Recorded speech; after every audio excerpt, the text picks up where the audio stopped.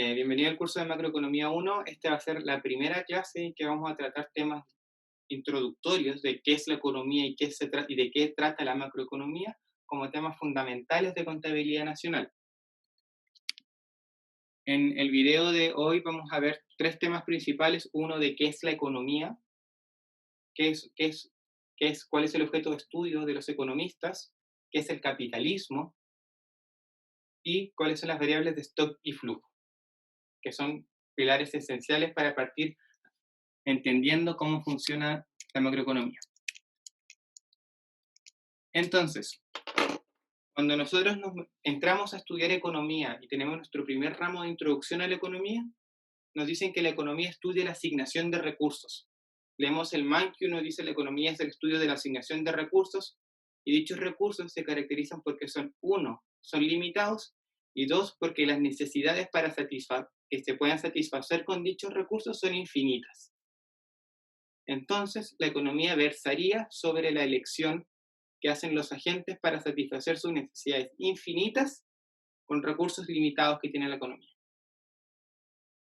Pero entonces la economía podría tratarse de muchas cosas. ¿Por qué? Porque la economía, según este enfoque teórico, solamente le pondría énfasis a la elección racional de los agentes entre objetivos infinitos para satisfacer sus necesidades, pero con medios finitos. Entonces, esta definición de qué es la economía o qué es lo que estudia la economía es muy amplia.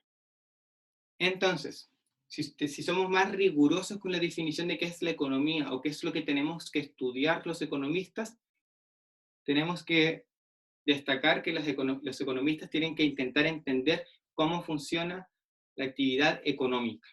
¿A qué nos referimos cuando hablamos de la actividad económica? Nos referimos a la forma en que las sociedades garantizan tanto su supervivencia física como la adquisición de bienes no esenciales.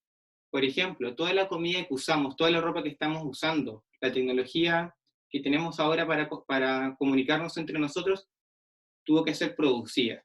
Y la economía tendría que estudiar cómo es la forma social en que nos organizamos para que nosotros podamos adquirir estos bienes. Entonces, la economía, si somos más rigurosos, tiene que versar sobre la actividad económica. Y la actividad económica se tiene que entender en la forma en que las sociedades nos organizamos para garantizar la supervivencia y reproducción de nosotros como humanidad. Es decir, que cada sociedad en distintas épocas históricas, en distintas partes del mundo, ha tenido distintas formas de organizarse socialmente para que todos los integrantes de sus comunidades puedan alimentarse, puedan tomar agua, tengan refugio para el invierno, tengan reservas para el invierno, etc. La economía como ciencia moderna, entre comillas, surge cuando se instaura el capitalismo como forma de producción hegemónica, sobre todo en Inglaterra. Y aquí están los tres principales economistas clásicos, Adam Smith, David Ricardo y Marx, y cuáles eran los temas económicos que ellos querían investigar, en cuáles investigaron en sus libros más importantes. Por ejemplo, Adam Smith intentó explicar por qué el sistema económico, por qué la forma de organización social de Inglaterra generaba mayor riqueza que en otros países de Europa, por qué había una desigualdad entre países y por qué esa desigualdad se va ensanchando. Por otro lado, David Ricardo, un tiempo después, en su libro principal, intentó entender cuáles son las leyes en que se distribuye el ingreso entre distintas clases sociales. Y por último, intentaba develar lo que él denominó la ley económica del movimiento de la sociedad. Es decir, intentaba entender cómo funciona la sociedad en base a estas leyes económicas que tiene el capitalismo. Los economistas tenemos que estudiar la actividad económica y entendemos la actividad económica como la forma en que tenemos para organizar la producción. Y la forma en que nuestro sistema económico actual organiza la producción se denomina economía capitalista. Nosotros vivimos en una economía capitalista. Y el mundo es un mundo capitalista, entonces tenemos que entender cuáles son las leyes o los patrones de comportamiento de una economía capitalista. Pero entonces pueden surgir la duda de qué es el capitalismo. Y cuando hablamos del capitalismo tenemos que hablar de tres instituciones fundamentales. Una, que es la propiedad privada. Es decir, que la producción se organiza en torno a empresas privadas. ¿A qué me refiero con empresas privadas? Que es propietaria, que una persona o varias personas privadas son propietarias de dicha empresa. Y estos agentes son propietarios de empresas porque buscan maximizar ganancias. Es decir, ellos producen no para abastecer las necesidades de la sociedad directamente, sino porque buscan obtener ganancias de las ventas de dicha producción. Entonces, ahí está el primer concepto fundamental, propiedad privada de empresas con fines de lucro. El segundo tiene que ver con el mercado del trabajo. Es decir, que en el capitalismo existe mano de obra, que son los trabajadores, que pueden ser contratados o despedidos a la voluntad de las empresas privadas. ¿Y por qué las empresas privadas necesitan trabajadores? Porque los trabajadores son los que producen las mercancías que ellos venden. Pero a cambio de ese trabajo, la empresa lo remunera con un salario. Y ese trabajador con ese salario adquiere sus medios de subsistencia. Es decir, que en las economías capitalistas nosotros no producimos nuestros medios de subsistencia. Nosotros no cultivamos la comida que comemos, no tejemos la comida, no tejemos la ropa que usamos. Eso lo adquirimos mediante el mercado. Y al estar desprovistos de medios para generar nuestros propios medios de subsistencia, tenemos que ir al mercado del trabajo, vender nuestro trabajo a otra persona y obtener un salario. Y con esos ingresos monetarios, comprar nuestros medios de subsistencia. Y así, esto lo podemos entender también de otra forma, de que como nosotros como consumidores adquirimos todo a través del mercado. Y esta es la tercera institución fundamental, que son los mercados de bienes y servicios. Entonces, nosotros adquirimos todo a través del mercado, pero cuando compramos algo en el mercado, estamos comprando producción de una empresa privada. Y esa empresa puso este bien en el mercado para obtener una ganancia de la venta de dicha mercancía. Y para que la empresa pueda producir eso requiere trabajadores. Entonces, básicamente, eso se puede describir que es una economía capitalista. Por eso también se llaman economías de libre mercado, porque los mercados juegan un rol fundamental en las dinámicas de las economías capitalistas. Por ende, entender cómo funcionan los mercados, cómo funcionan la producción, el empleo y las ganancias, la inversión, todos estos conceptos económicos son conceptos para entender cómo funciona este sistema. Entonces, una de las características fundamentales de las economías capitalistas es que estas siempre expanden sus fuerzas productivas. ¿A qué denominamos las fuerzas productivas? A la capacidad que tiene una economía para producir mercancías. ¿Qué es una mercancía? Es algo que se produce para que se venda en el mercado. Por eso mercancía, porque se vende en el mercado. Entonces, las sociedades capitalistas se caracterizan porque siempre pueden producir cada vez más y más mercancías. También las cosas que va generando el capitalismo, como la tecnología, los celulares, los computadores, los videojuegos, también son parte de esta dinámica, de que no solamente las economías capitalistas producen más de lo mismo, sino que crean nuevos productos. Esta es una característica fundamental, y fue lo que Adam Smith distinguió en el libro de la riqueza de las naciones. ¿Por qué? Porque Adam Smith, recordando en ese libro, intentó explicar por qué hay ciertos países más ricos que otros. Y Adam Smith dice, estos países son más ricos que otros, no porque tengan más recursos naturales, no porque las personas sean a priori más inteligentes, lo que sea, sino porque esta sociedad puede producir más. ¿Y cómo las sociedades pueden producir más? Smith atribuyó este proceso a la productividad del trabajo, es decir, lo que puede hacer un trabajador en un periodo determinado. En las economías capitalistas, esta productividad del trabajo siempre va en aumento. ¿Y cómo aumenta la productividad del trabajo? Mediante la acumulación de capital. ¿Y qué es el capital? Son cosas o herramientas que se usan para producir mercancías u otras cosas. Entonces, esta incorporación de tecnología, de ciencia, en objetos que nos permiten aumentar la productividad del trabajo, explicaría por qué las economías capitalistas siempre pueden aumentar su producción, sus fuerzas productivas. De hecho, el mismo Marx, en el Manifiesto Comunista, destaca esta característica de las economías capitalistas. Está aquí la cita, pero voy a leer lo que está destacado. La burguesía o los capitalistas, desde su advenimiento apenas hace un siglo, ha creado fuerzas productivas más variadas y colosales que todas las generaciones pasadas tomadas en conjunto. Esto quiere decir que Marx destaca que en el capitalismo el sistema económico puede producir muchas mercancías, pero también nuevas mercancías.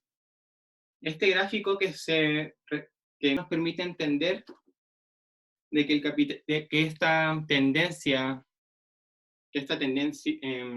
Esta tendencia exponencial de la producción per cápita es una característica esencial de las economías capitalistas, tanto de Estados Unidos como de Inglaterra como de Chile. Chile también es una economía capitalista, pero se diferencia de las otras anteriores que su ritmo de expansión de fuerzas productivas es más lento.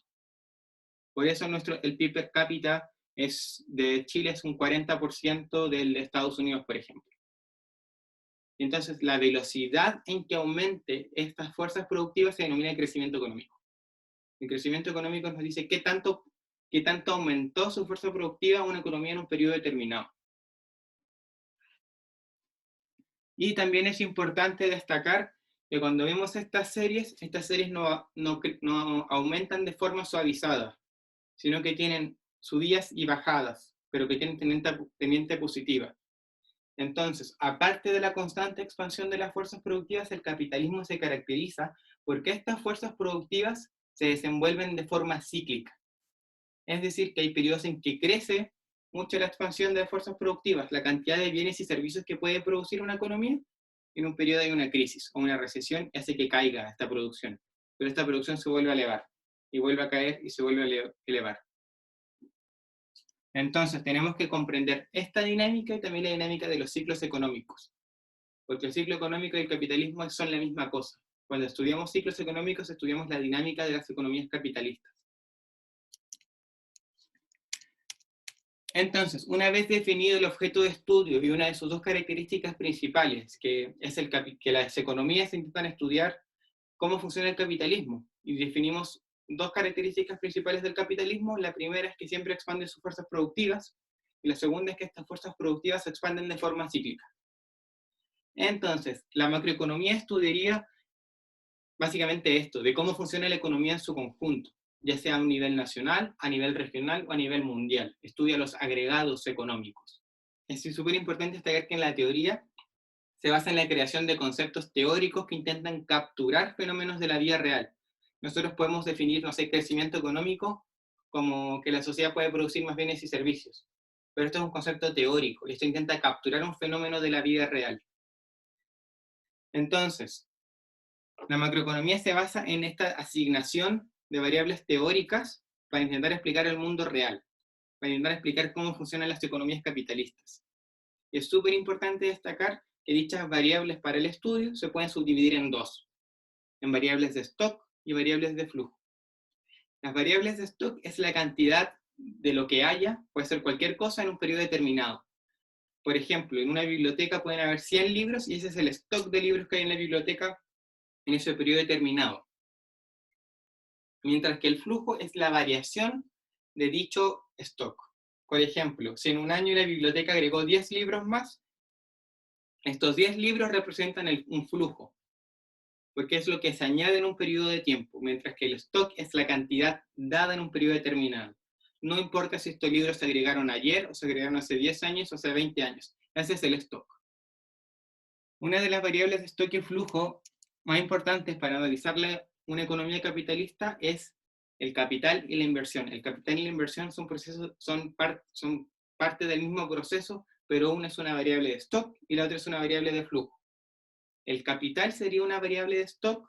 ¿Por qué? Porque es la cantidad de bienes y servicios, la cantidad de bienes de inversión, es decir, de bienes que sirven para producir otros bienes que tiene la economía, sin importar si esas máquinas se compraron el año pasado, hace 5 o 10 años.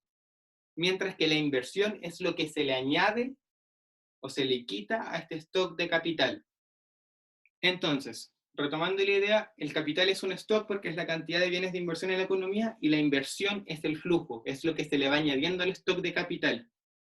Y este stock de capital, ahora podemos unir esto con lo que habíamos visto de Adam Smith, es de que el proceso de acumulación de capital, es decir, la cantidad de bienes para producir más bienes que tienen las economías capitalistas, siempre va en aumento. Y eso permite aumentar la productividad del trabajo constantemente y por ende aumentar las fuerzas productivas en el largo plazo.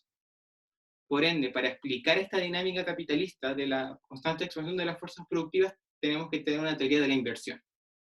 Entonces, es súper importante que el flujo es lo que se le va añadiendo o quitando el stock. Entonces, con esto quiero destacar que los stocks no solamente crecen, sino también pueden decrecer. ¿Por qué? Una de las características del capital es que el capital se deprecia, es decir, las máquinas para producir se pueden echar a perder, van perdiendo vida útil por el uso, por el polvo, lo que sea. Entonces, si una empresa o la economía quiere mantener su stock de capital a un nivel dado, tiene que invertir, y tienen que invertir para cubrir la depreciación.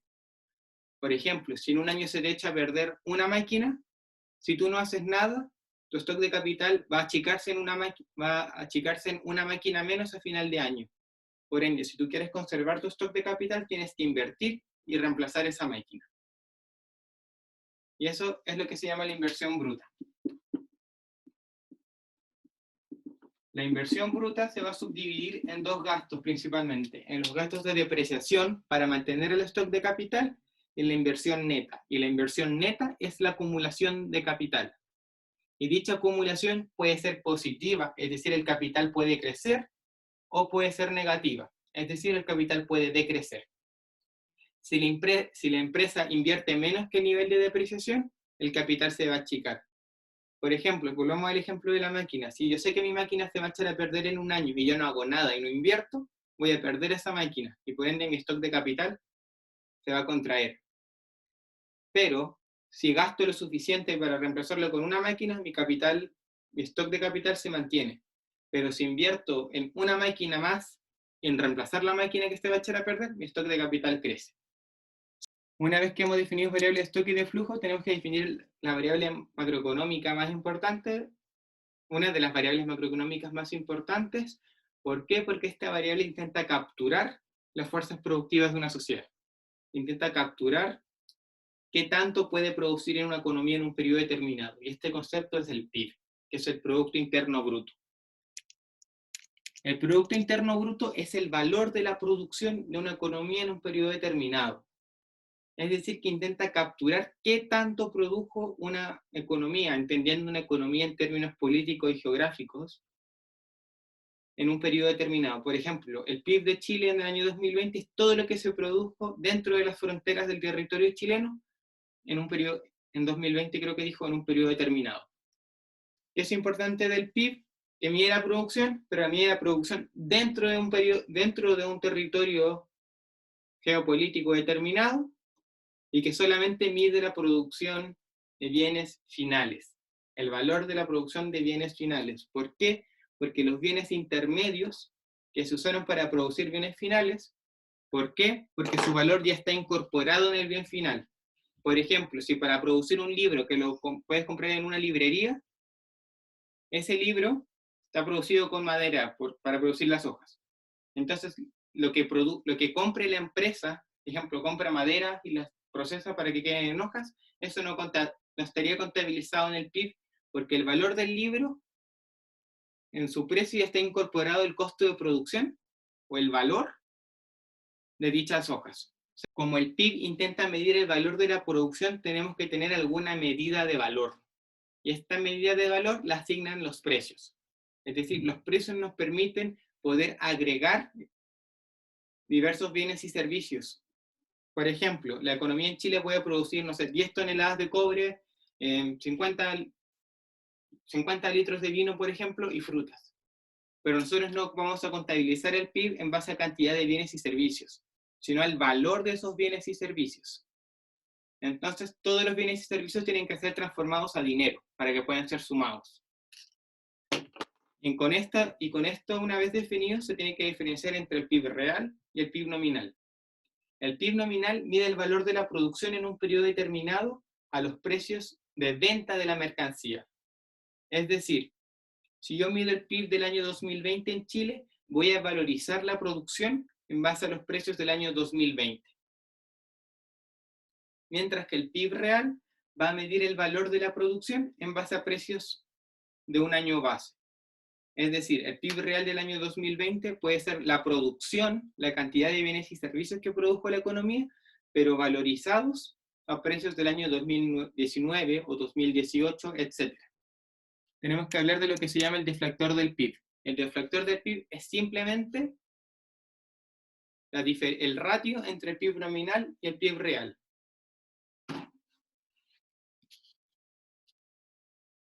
Supongamos, por ejemplo, que la producción de una economía es solamente un bien, un único bien. Entonces, el PIB nominal del año 2020 van a ser el precio de este bien del año 2020 por la cantidad que se produjo del bien el año 2020. Mientras que el PIB real del año 2020 en base al año 2019 van a ser la producción del año 2020, pero evaluado con los precios del año 2019. Por ende, el deflactor del PIB, voy a darlo con una D, va a ser simplemente el PIB nominal, el PIB real, y todo esto multiplicado por 100 para convertirlo en un índice. Y si sigo desarrollo y si reemplazo esto por esto, obtengo que el precio del año 2020 por la producción del año 2020 dividido el precio del año 2019 por la producción del año 2020 por 100 es igual al deflactor del PIB. En ambas partes, tanto en el numerador como en el denominador, tenemos la producción. Así que lo podemos simplificar a que el deflactor del PIB en este de que solo hay un bien en la economía, el deflactor del PIB te mide simplemente la relación de precios del futuro o del presente y del pasado. Para terminar la clase analizando estos gráficos. Este es el primer gráfico que te mide el valor de la producción nominal de Chile desde el año 96 hasta el 2019 y el valor de la producción a precios del año 2013. Otra cosa súper importante, que el PIB nominal después del año 2013 es mayor que el PIB real. Esto quiere decir que, por ejemplo, el año 2018 se produjo determinada cantidad, pero la valorización que se le asigne a dicha producción genera PIBs diferentes. Si el PIB nominal es mayor al PIB real para un determinado año, esto quiere decir que el precio del año 2019 es mayor que el del año 2013. Y la misma lógica se puede aplicar hacia atrás. Por ejemplo, en el año 96 el PIB real era mucho mayor que el PIB nominal. Esto quiere decir que los precios del año 2013 son mayores que los precios del año 96. Por eso cuando es 2012 o 2013 los precios son casi iguales y el PIB nominal se corta con el real. Entonces, en el gráfico anterior vimos el volumen de la producción y aquí estamos viendo la variación de dicho volumen, es decir, la tasa de crecimiento del PIB o el crecimiento económico. Y podemos observar dos cosas. Una, que el PIB nominal creció mucho más que el PIB real. Por ejemplo, para el año 2005-2006 el PIB real creció más del 20%, pero el PIB real no superó el 5%. Es decir, que toda esa diferencia entre la gráfica azul y la gráfica morada representa variaciones en los niveles de precios. Y por último, este es el crecimiento del deflactor del PIB. Y con esto podemos ver que, por ejemplo, para el año 2006, el nivel de precios en la economía creció un 16%. El deflactor del PIB te mide o el crecimiento del deflactor del PIB te va a medir qué tanto varió los precios de la producción. Pero es súper importante que no todo lo que se produce en la economía lo consumen los hogares. Y el IPC intenta capturar los bienes y servicios que consumen los hogares, ya sean bienes importados o bienes nacionales. Porque, por ejemplo, una subida del precio, no sé, de los teléfonos o de la tecnología no se va a ver reflejado en el deflactor del PIB, sino que se va a ver reflejado en el IPC. Entonces, el IPC intenta capturar el costo de vida o el costo de una canasta de consumo básica para los consumidores, mientras que el deflactor del PIB te quiere indicar qué tanto varían los precios de la producción, ya sea esta producción consumida por los hogares, por el gobierno, por las empresas, por empresas extranjeras, etc. El IPC se concentra en un sector institucional que son los hogares o las familias, mientras que el deflactor del PIB está concentrado en los precios de toda la economía, de todo lo que se produce internamente.